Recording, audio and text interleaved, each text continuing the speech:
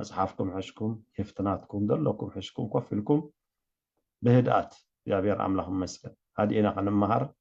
አገዳሲ እግዚአብሔር አምላኽ መስገን ትዛረበና ደሎ መንታን ክንሰምዖ ነዘን ቃላት ዜን ተጠንቂቅካ እንተሓለኻየን ይትብል ተጠንቂቅና ክንሰምዐን ተጠንቂቅና ክንሕልዎን ባና ስለ ዝኾነ እግዚአብሔር ይባረኽ ዌልካም በምልእኹም ኣብ ፌስቡክ ዘለኹም ኣሕዋተይ የአምላኽ ሰብኣ ማእኸልና ኣሎ ንዑን መንፈስ ቅዱስ ንገድፈሉ እግዚአብሔር አምላኽ ባረካ ዶና ሓወይ ዌልካም ያ ሰላም አምላኽ ንዓኻትኩም ይኹን ስምዓ ኣለዎ ፖስተር ያ ኢየሱስ ክርስቶስ ጎይታዬ ሰላም አምላኽ ንዓኻትኩም ይኹን ህዝቢ አምላኽ ኣምካይ ኩላኻትኩም ካብ ዘመርቲ ኩላኻትኩም ጣዕሚ ዝፈተኩም ኩለኩም መጀመርታ ፍቕሪ ክገልጽ ፍቅዱለ ኢየሱስ ክርስቶስ ጎይታዬ ምክንያቱ ናይ ክርስቶስ ምዃንና ኣብ ዘለና ኣብ ሰማይ ከዓ ክንራኸብ ኢና እሱ ጥርጥር የብሉን ማለት እዩ ኢየሱስ ክርስቶስ ጎይታዬ ብጣዕሚ ይግረም ነይረ ፖስተር በቲ መዛሙር ዝመጽእ ነበረሲ ብዛዕባ የኻሎም ክሰብኽ ምሕረት ኣምላኽ ረድኤት ኣምላኽ ካብ ኩል ነገር ዘውፅኣና ስለዚ ልብና ክንዳሎ ኣምላኽ ብሓቂ ኣብ ውሽጢ እንታይ ዝመልእ ነይሩ ተልኩም ኣሕዋተይ እቲ ዝነበርናዮ ህይወት ይኹን እቲ ዝወፃናዮሲ ሰይጣንሲ ንኸጥፍኣና ረድኤት ኣምላኽ ትረ ዘሎ እዩ ኣብሳና እምበር ንሓንቲ ደቂቃ ፅንሓና ይደልኒ ፀላይ ንሓንቲ ደቂቕሲ ከፅንሓና ይደልኒ እቲ ምስ እግዚኣብሔር ዘለዎ ቅርሕንቲ ብኣና ገይሩ ከውፅኦ እዩ ዝደሊ ንዑ ከራኻኽበሉ ግን ኣይኽእልኒ ኢየሱስ ክርስቶስ ጎይታዬ ከምዚ ኣብ ናይ ስጋ ነገር ክንሪኦ ከለናሲ ነቲ ዓብ ሓዊ ክትሃርሞ ተዘይከኣልካ ነቲ ሓዊ ንእሽተይ ሓዊ ትሃርሞ ከምኡ ፀላኢኻ ከምኡ እዩ ዝሓስብ ኢየሱስ ክርስቶስ ጎይታዬ ሎሚ ጎይታ ክረድኣናይ ብዛዕባ ሓንቲ ቃልየ ክንመሃር ንሱ ድማ ኣብ ሮሜ 8:31 እታ ርእስታ ድማ እግዚኣብሔር ምሳና ካብ ኮነስ መን ይቃወመና ዝብል ክነስምረላ ኢና ሎሚ እዚኣ ብመዝሙር ብኩሉ በፂሕና ኢና ሎሚ ድማ እዚኣ ከይተወላወልና ክንወስዳ ኢና ማለት እዩ እግዚአብሔር አምላኽ ብስም ኢየሱስ ክርስቶስ ይጽልይ ኣለኹ ሰማያዊ ኣቦና ልብኻን መምርሒኻን እናደለና ብትሑት ልቢ ኣብ ቅድሚኻ ንመጽእ ኣለና ሎሚ ብዛዕባ ቃልካ ከነስተንትን ከለና ብዘይ ህላውነትካ ብእምነት ብሓይሊ ምትእምማን ክትመልኣና መንፈስ ቅዱስ ሓቅነት መብፅዓኻ ክንቅበል ብኩሉ ነገር ድማ ልብና ክድግፍ ብስም ክርስቶስ ወድኻ ኢየሱስ ይጽልይ ኣለኹ በጌታ በኢየሱስ ክርስቶስ ስም እግዚአብሔር ኣሎ ሎሚ ጽኑዓት ኮይና ኣባኻ ብምሉእ ልብና ክንውከል ዓለምን ምልኣታ እንኳ ተተናወፀት ንሕና ድማ ኣባኻ ክንጸንዕ ብስም ክርስቶስ ወድኻ ኢየሱስ ይጽልይ ኣለኹ ስለዚ ነዚ ነገር እዚ ስለተገብረ ብህይወትና ነመስግነካ ኣለና ተፍቅሮ ወድኻ ኢየሱስ ኣሜን ክብርና ኣምላኽ ይኹን ስለዚ እታ መእተዊት ካብ ሮሜ 8:31 ያ ንሳኻ እንታይ ትብል እምበኣርሲ ኢሉ ብዛዕባ እዚ ነገር እዚ እንታይ ክንብል ኢና ኣምላኽ ምሳና ካብ ኮነ መን እዩ ዝቃወመና ኢሉ ምልክት ሕቶ ይቐሚጥዎ መን እዩ ንኣምላኽ ዝወዳደሮ ብፍልጠት ኮነ ብሓይሊ ኮነ ብኩሉ እቲ ኩሉ ዝኽእል ድማ ኣባይን ኣባኻትኩም መሕደር እዩ ብምግባሩ ኣብ መስቀል ድማ ወዱ ሕሊፉ ዝሃበሲ ከመይ ገይሩ ክጥንጥነኪ ትሓስቢ እዚ ነገር እዚ ክነስምረሉ ኣብ ዋጋ ዕዳጋ ክንእትዎ ይብልና ወዱ እንታይ ገይሩ ኣሕሊፉ ዝሃበሲ ክጥንጥነካ ክሓድገካ ንሕና እኳ እንተ ብኩሉ ነገራትና እንተሓለፍና ኣምላኽ ብባህሪኡ እሙን እዩ ኢየሱስ ክርስቶስ ጎይታዬ ስለዚ ቀዳምነት ክንርድኦ ዘለና ኣምላኽ ምሳና ካብ ኮነ መን ይቃወመና ዝብል ሓሳብ ህላውነት ኣምላኽ ኣብ ህይወትና ክንረጋግፅ ክንኽእል ኣለና ክርድኣና ኣለዎ ክጥዕመና ከሎ ኣምላኽ ምሳና እንተዘይጠዓመና ኣምላኽ ምሳና የለ እዚ ኣብ ኩሉ ዓለም ኣሎ ከምኡ ዝብል ኣተሓሳስባ ኣሎ ይስለጥካ ኣይስለጥካ እግዚኣብሔር ጎይታኻ እዩ ህላውነቱ ድማ ኩሉ ግዜ ምሳኻ እዩ ብፅቡቕ ሕለፍ ብሕማቕ ሕለፍ ጎይታ እንታይ ይገብር መስለኩም ኣሕዋተይ ኩሉ ግዜ ንሕና ሰባት ብርእስና ንምካሕ እንዲና ረድኤት ኣምላኽ ኣብ ህይወትና ክመፅእ ከሎ ኣብታ ናይ መወዳእታ ሓይሊ ዘይብልና ንብላ ናይ መወዳእታ ሰከንድ ኣምላኽ ኢዱ ይዝእቱ ሽዑ ካበይ ከም ዝወፅኻ እንታይ ትኸውን ሽዑ ተስተውዕል ትጀምር ኢየሱስ ክርስቶስ ጎይታ ስለዚ ዓለምን ምልኣታን ኣብኣን ዝነብሩ ኩሎም ኣብ ልዕለና እንኳን ተተላዓሉ እቲ ዝፀውዓና ኣምላኽ ጠንጢኑ ኣይጥንጥነናን እዩ ካብዚያ ንድሕሪ ጂ ምጉርምራም ኣይድልየካን እዩ እትሽግርና እንታይ መስለኩም ብዝርአ ነገር ዕቢ ነብሎሞ ንኣምላኽ ኣንእስ ነብሎኻ ከይተረዳእና ኣምላኽ ብኩነታት ካን ብሓሳባት ካን ኣይድረትን መን እዩ ንሓሳቡ ዘቆሮ ኢሉ ሓቀይ እንደ ኣፖስተል መን ንሓሳቡ ዝፈልጦስ ሰማይን ምድርን ፍልልይ ከም ዘለዎ ይርኢ ኢየሱስ ክርስቶስ ጎይታ ካብ ሎም እስከ ንበል ኣሜን ኩነታት እንተፀበበ ኣምላኽ ፍጹም ኣይሓድገኒ እዚያ ኣብ ልብና ክትሰኣለ ዝደል ዘሎ ክለዊ ጽቡቕ ስምዓና ከሎ ቤት ኣምላኽ ንጎይ ገለ ነገር ተጋጢሙኻ ኣብ ገዛና ኮፍ ንብልዋ ከምዚ ንብል ምኽንያት ንምፅ ኖ ሎሚ ንክርስቶስ ዝጨከነ ንህላውነት ኣምላኽ ብምሉእ ልብና ክንርዳእ ይግባእ ኣምላኽ ብኩነታትካ ኣይምዘን ኣይዕቀን ምኽንያቱ ኩሉ ኣብ ኢዱ ስለ ዝኾነ ማለት እዩ ኢየሱስ ክርስቶስ ጎይታ እዩ ኣብ ዘዳግም 31 ፍቕዲ 6 ከም ዝብል ቃል ንህዝቢ ኣምላኽ ወይ ድማ ንህዝቢ እስራኤል ምስ ተዛረቦም እግዚኣብሔር ኣምላኽካ ንሱ ምሳኻ ዝኸይድ እሞ ኣይጠልመካን ኣይሓድገካን እዩ ስለዚ ሓዙ ሕጂ እንታይ ኢሉ ንሱ ምሳኻ ያ እግዚኣብሔር ኣምላኽካ ንሱ እዩ ምሳኻ ዝኸይድ እሞ ኣይጠልመካን ኣይሓድገካን እዩ ስለዚ ዝብል ቃል ኣነ ንስኻትኩምን ክንገብሮ ዘለና ነገር ይሓትት ስለዚ እቲ ብኣምላኽ ዝኸውን መደብ ኣሎ ንሕና ከዓ ክንገብሮ ዘለና ከዓ ኢድ ንእትወሉ ነገር ከዓ ኣሎ ከረዳእኩም ንሱ እንጂ እግዚኣብሔር ኣምላኽካ ንሱ ምሳኻ ዝኸይድ እሞ ኣይጠልመካን ኣይሓድገካን እዩ ስለዚ ጽንዑ ትብል ኣላ ሕጂ ትብዑ ትብል ኣላ ኣይትፍራህ በኣታቶም ድማ ኣይትሸበር ዝኾነ ይኹን ብዘይገድስ እንታይ ኣምላኽ ኩሉ ኣብ ኢዱ ስለ ዝኾነ ኢየሱስ ክርስቶስ ጎይታ ስለዚ ኪዳን ዝኣተወና ኣምላኽ ወይ ድማ ኣምላኽ ንህዝቡ ዘተስፈዎም ቃል እንታይ ኣይሓድገካን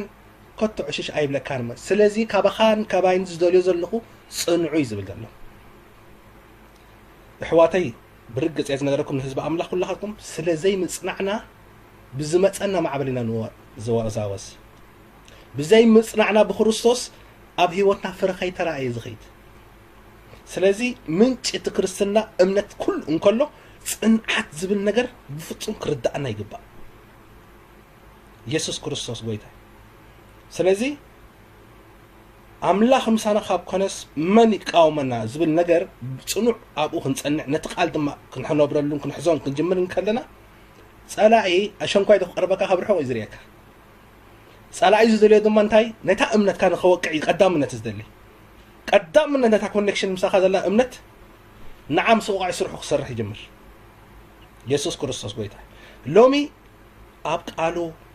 ዝሃበና ተስፋ ክንጸንዕ ኣብ ዕዩኡ ዝሃበና ክንጸንዕ ንቃሉ ክንጸንዕ ኣብ ጸሎት ክንጸንዕ ኣብ ጸሎት ከይተረፈኻ ማለት ከየባተኽኩም ጸልዩ ኢልና ጸሎት ትንፋስ ስለ ዝኾነ ማለት እዩ ኢየሱስ ክርስቶስ ጎይታ ስለዚ እቲ ሕዝን ግድፍን ነብሎ ይኮን ዓና እንታይ ኾነና ዝተሓዋወሰና ዘሎ ሎሚ እስከ ብክርስቶስ ኢየሱስ ክጸንዕ እየ እስከበሉ ከምቲ ቃሉ ዝብለኒ ንሱ እዩ ኣብ ህይወተይ ዝፍጸም ኢየሱስ ክርስቶስ ጎይታ በህላውነት ኣምላኽ ብፍጹም ክንጣራጠር ኣይግባእኒ ኢየሱስ ክርስቶስ ጎይታ ስለዚ እቲ ቀዳማይ ነገር ኣብ ህይወትና ንርድኦ ነገር ዘለዎ ህላውነት ኣምላኽ ኣብ ህይወትና ክንረጋግጽ ክንፈልጥ ክነስተውዕሎ ይግባእ ቃል ዝተዋሃበካ ኣሎ በቲ ኩሉ ዝኽእል ወዱ ሕሊፉ ስለመን ስለይን ስለኻን ዝሃበሲ ብኾንቱ ከም ዝስእልካ ተደርቢኻ ክትነብር ፈቓዱ ይኮን ኢየሱስ ክርስቶስ ጎይታ ስለዚ ብዝመፀና ሽግርን መከራን ዘበለ ኩሉ ኣብ መወዳእታ ዝውለድ ነገር ስለ ዘሎ ብህይወትኩም ክትፈልጡ ኣለኩም ሃና ብብዙሕ ነገር እኳ እንተተሓቆነት ኣብ መወዳእታ ሳሙኤል ወሊዳ ኢየሱስ ክርስቶስ ጎይታ ማዕበላት ንያማን ፀጋም እኳ እንተፀፋዓካ ኣብ መወዳእታ ግን ትበፅሖ ነገር ክህልወካ ርግፀኛ ሁን ስለዚ በዛ ሓላፍ ነገር ርእስኻን ልብኻን ኣይሸበር ብኩነታትካን ብፋይናንስኻን ብኩሉ ነገራት ብኡ ኣይትሸበር ምስጢር ዓወትኩም ሎሚ ድማ ነቲ ቀዳማይ ኣብ ህይወትኩም ዝተገብርዎ ተዓዊትኩም ክትወፂኹም ብዘይ ነገር ብለኩም ኣለኹ ኢየሱስ ክርስቶስ ጎይታ ሽዑ እንታይ ትኾኑ መስለኩም ኣሕዋተይ እቲ ፈተና እናመፀካ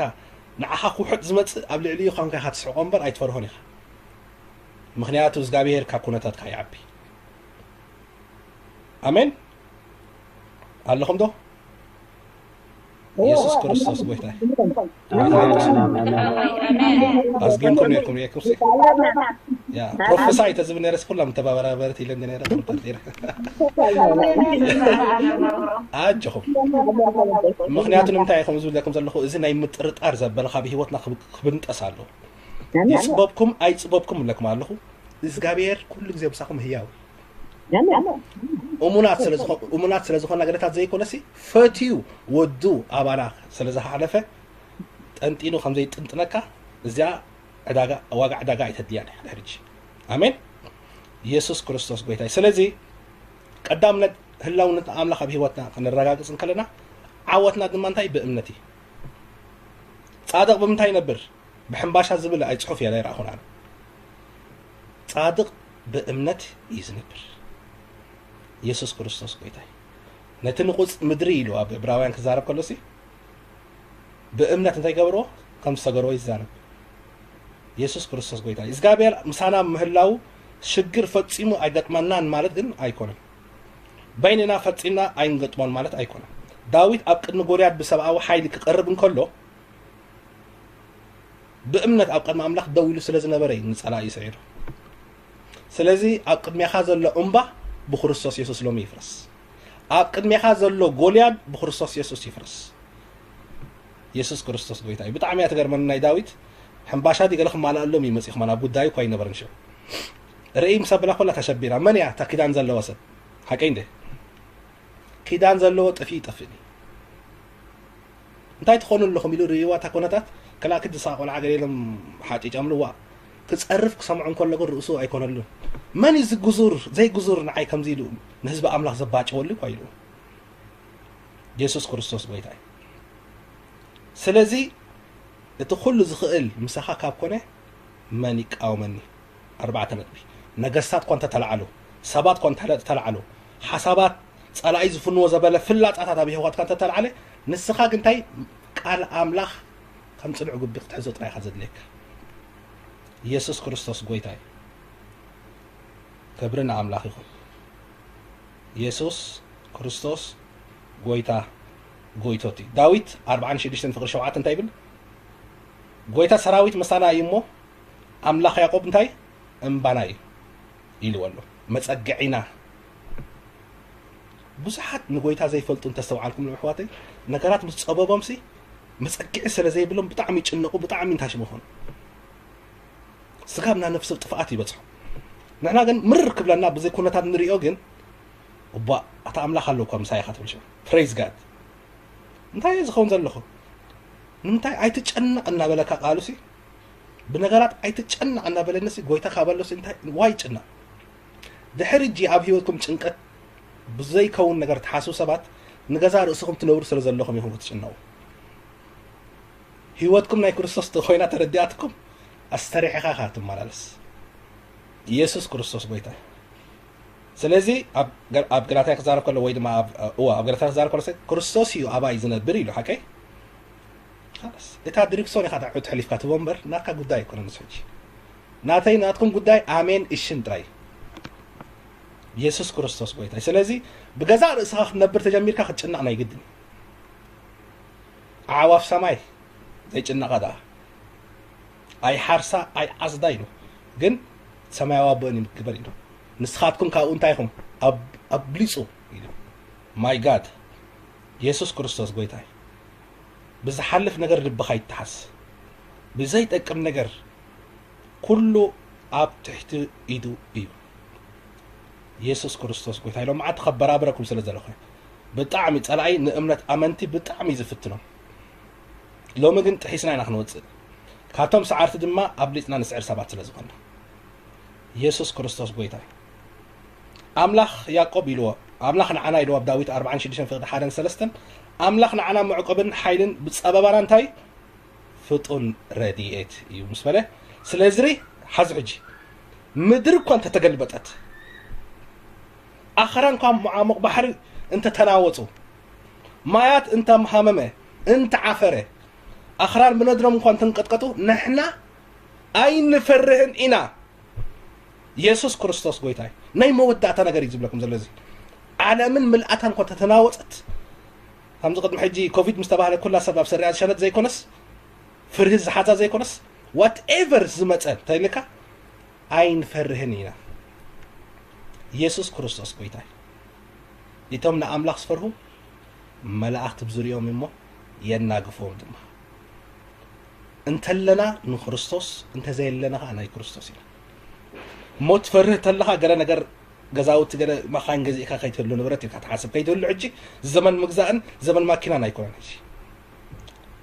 ሎሚ ንርእስኻ ሓሊኻ ንኻልኦት ድማ ንበረኻት ንምውፃእ ክትከውን እንተዘይኮይኑ እዚ ዘመን እዚ ናይ መወዳእታ ኢየሱስ ክርስቶስ ጎይታ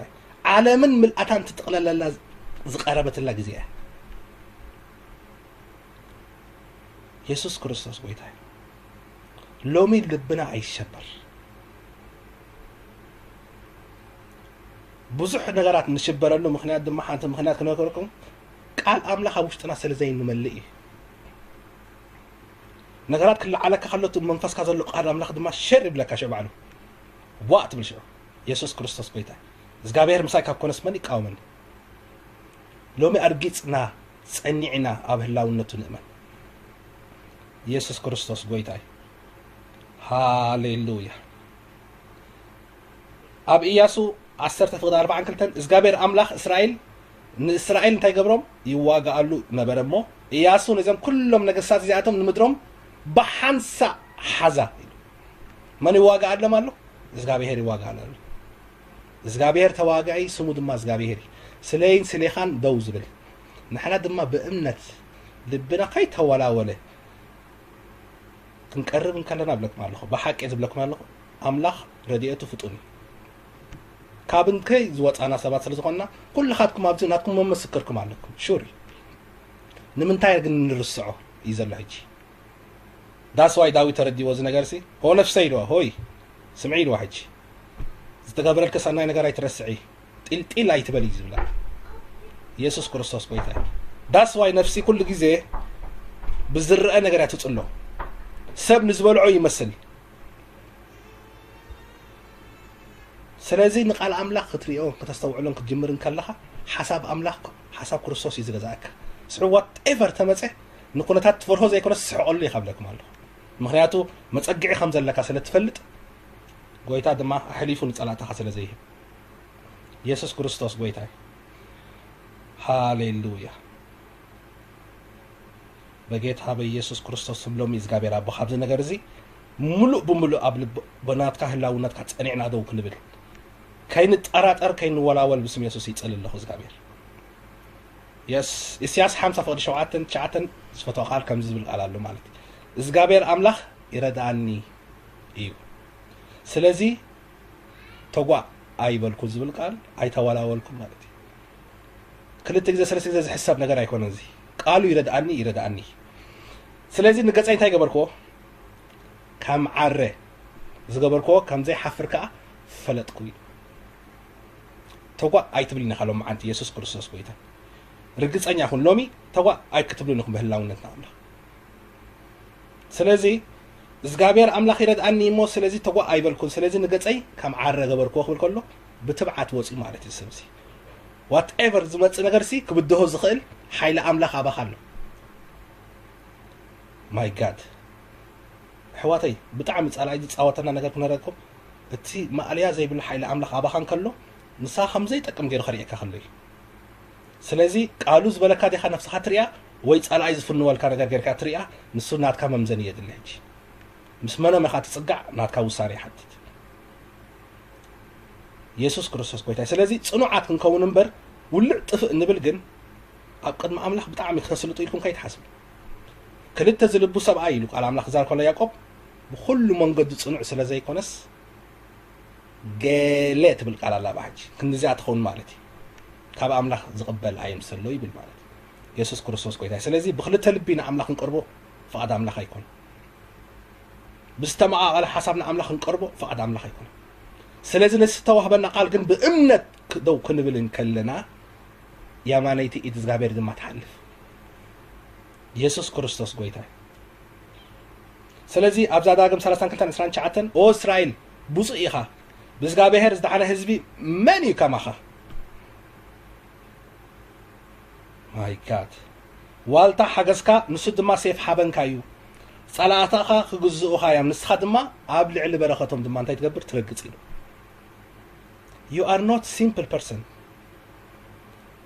ኢየሱስ ክርስቶስ ወይ ሰባት ብዝለቅዑኻ ነፍስኻ ኣይተዋድቕ ኮንፊደንስካ ኣይተውድቕ ቃሉ እንታይ ይብል ዘሎ ሕጂ ተዘረባ ቃሉ ንክርስቶስ ኣብ ህይወትካ ዝገልጽ ጥራይ ይኹን ካልእ ዝገድሰካ ነገር የለን ንክርስቶስ ንኽትነብር ጥራይ ግን ሕጂ ኣብ ህይወትካ ብዝትቅበሎ ቃል ኣምላኽ ግን ምእዛዝ የድሊ ኢየሱስ ክርስቶስ ጎይታይ ኣሕዋተይ ነፍስና ኩሉ ግዜ ክንፍትሽ ጽቡቕ እዩ 10 ዓመት 30 ዓመት ጌርካ ፍረ እንተዘየሎ ብህይወትካ ኮፍ ትብል ኣለካ ነፍስኻ ፈትሽ መርመራይ ርእሱ ይመርምር ክንፈርር ከለና ኣቦይ ሕጎስ ከም ዝኾነ ትፈልጡ ዶ ሓረስታይ ግራቱ ፍረ ክተውንፅእ ከላ ብጣዕሚ ይሕጎስ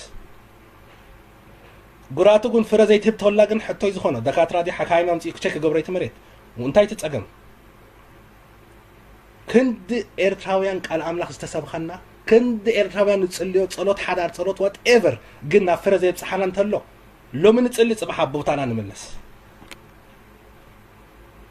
ከልቢ ናብ ትፍኡ ይብሎ ቃል ኣምላኽ ዛርክሮ ሓሳማ ድማ እንታይ ናብ ጭቃ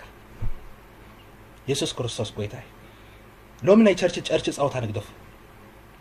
ጸኒዕና ንመንግስቲ ኣምላኽ ኣብዚ ምድሪ ብሓይሊ ክትገዝእ እንተኮይና ነፍሲ ወከፍና ሎሚ بحساب حدا كنكون بلبنا حدا كنكون نخرصص أب هيوتنا خجلت نقد فوق لنا سألعي حنت النجر أبها خجبر أيكن مخنياتو سألعي إذا تتعوضوا النجر تلو نايح حد وجي يفتينه نعين عخان بيز جبر كامو سلخ يلخ أسرح سرح يسوع كريستوس قويتاي لومي بخريستوس يسوعسم زستأمت لكم زبالة حساب أملاخ زفت أملو ساعتهم كم فقد أملاخ من باريخون لكم نتو كله كاب كله زوجاكم أملاخ ودو حلفو زهابكم لما صنيعكم من باريخون لكم لومي بكوناتات النجارات بفوت أم لكم الله أنا بحق إذا نجاركم حواتي أوشت إذا ندني نجار تلو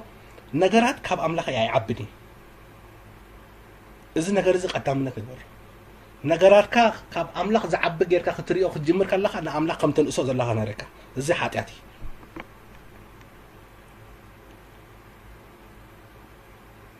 نايمان مخان كذكر ناي كريستوس خنسخ ناي تلعول قويتا ناتوي خنسخ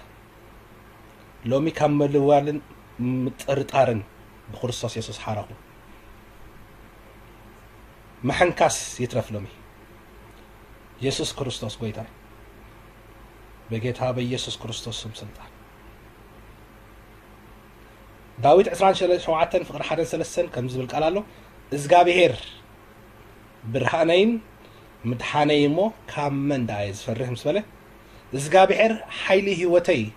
يمو كامن يزسنبت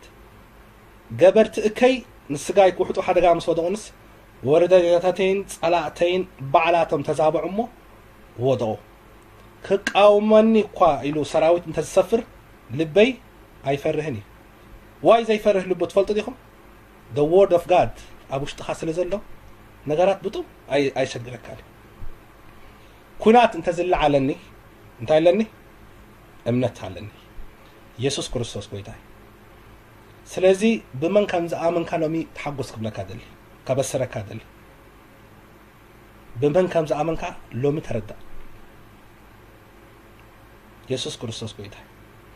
أب عالم كي تعرف حواتي أحزاب زجبروه أنت سليتهم نعمل خير مسجونه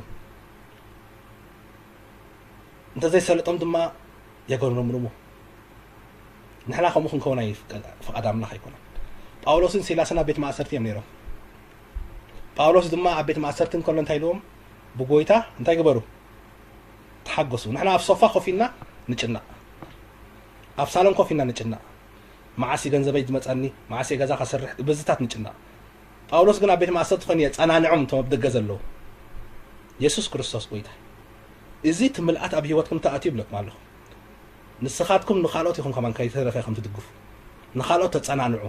مهناتو تتصنع منفس أملاخ أباين أباخاتكم ماله آمين لو من استحللت نفسي بخريستوس يسوع كتبرتعه زبرت حيلة أبوش تخماله ما عليا زي بلو حيلة خبر كله معك أنا زي بلو كنت أورو زي نخل حيلة أوش تنا كي ترفع له منفسنا آمين ጃስ ነዚ ነገር ሕጂ ኣክቲቬት ክንገብሮ ተኾና መጀመርታ ናብ ምእዛዝ ንእትው ንዋላወል ንኾና ስለ ዝኾና ድላይና ክንገብር ስለ ንፀንሕ ኩነታት ምስ ተለዓለና ሽዑና እንታይ ሽም ንኸውን ንርበሽ ከም ገዛ ርእስኻ ዝኸድካይ ዘመን የብቅዕ ኣብ ሆሬብ ዝተቐመጥኩሞ ዘመን የብቅዕ ኣብ ግብፂ ዝነበርኩምሉ ግዜ ይኣክል ሎሚ ንክርስቶስ የሱስ ብሓይል ኣብ ሂወትኩም ይግዛእ ኢየሱስ ክርስቶስ ጎይታ بحقي كጨክነኩም ስለ ዘለኹ ኣሕዋተይ ኩነታትኩም ኣምዘና ኣምላኽ ኣይኮነን ማክራ ዲያላቦስ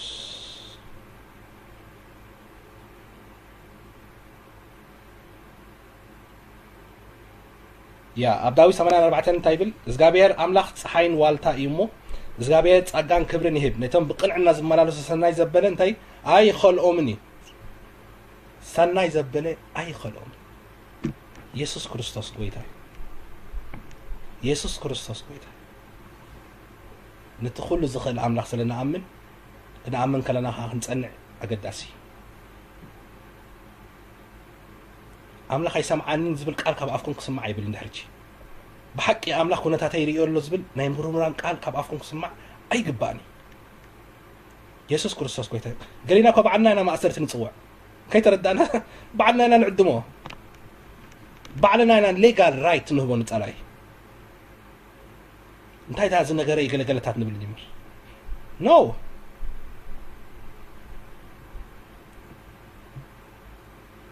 ማክራዲ ያላብስ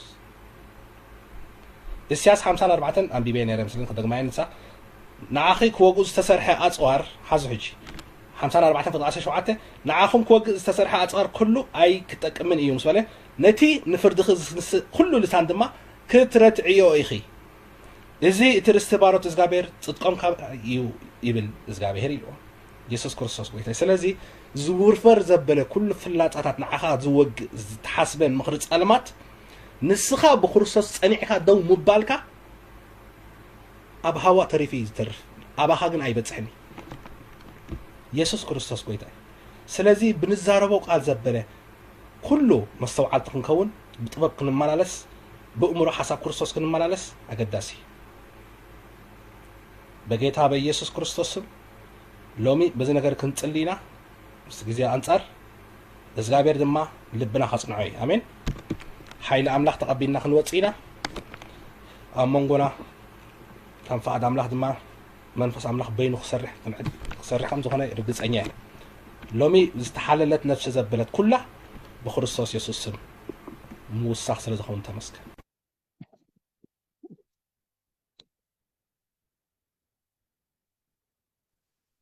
ኣድሓወይ ሚት ኮይና ኣላ ኣብ ነፍሲ ወከፍና ምውሳኽ ስለ ዝኾነ ጎይታ ተመስገን እምነትና ስለ ዝወሰኸት ተመስገን ድሕሪ ደጊም እግዚአብሔር ኣብ ዘይ ምእማንና ዋጋ ዕዳጋ ኣይንእትወነት እምነትና እሞ ብክርስቶስ ኢየሱስ ስም ጸኒዕና ደው ስለ ንብል ተመስገን ኩነታት እንተ ዓበየ ካብ ኣምላኸይ ስለ ዘይዓቢ ተመስገን ነገራት እንተ ተላዕለ ካብ ኣምላኽና ስለ ዘይዓቢ ተመስገን በኢየሱስ ክርስቶስ ስም ኣብ ልዕሊ ነገራተይ ረጊፀ እዝምር እምበር ኣብ ልዕሊ ነገራተይ ደው ኢለ ኣይቁዝምን እሞ ተመስገን በኢየሱስ ክርስቶስ ስም ንህዝብኻ ረሕቦት ስለ ዝኾነሉ ነመስግነካ ኣለና ብተፍቅሮ ብወድኻ ብክርስቶስ ኢየሱስ ስም ኣሜን ጎይታ ይባርኩም ኢኻ